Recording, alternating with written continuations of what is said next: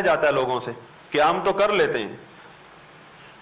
دیکھیں سمیع اللہ لمن حمیدہ، کھڑا تو ہوا ہے لیکن اعتدال نہیں کیا. دو رکن ہے یہاں، سمیع اللہ لمن حمیدہ کے بعد دو رکن ہیں، ایک تو سیدھا کھڑا ہونا اور دوسرا اعتدال. اکثر لوگ اعتدال کھڑے تو ہو جاتے ہیں، اعتدال نہیں کرتے. اب یہاں کی کیفیت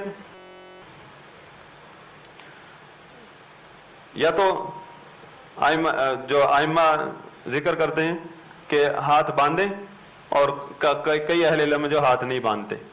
اس میں ائمہ کرام جو ہیں ان کا اہل علم ان کا اختلاف کسی اصول کی بنا پر ہو جاتا ہے.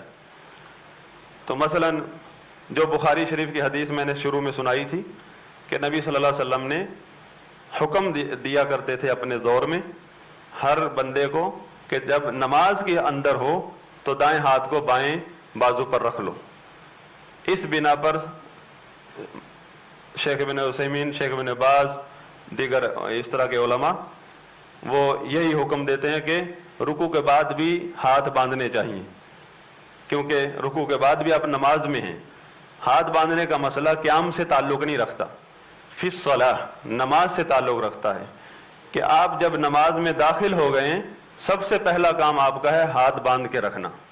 یہ نماز کے اصول میں سے ہے، اور ہاتھ وہیں چھوڑنا ہے جہاں نبی صلی اللہ علیہ وسلم چھڑوائے. تو رکوع کے بعد جو اعتدال ہے اس میں ہم کھڑے ہیں.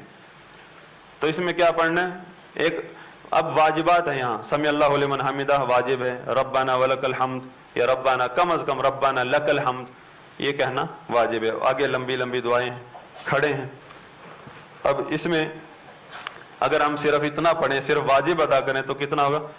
ربنا لک الحمد. اتنی دیر ہم کھڑے ہیں.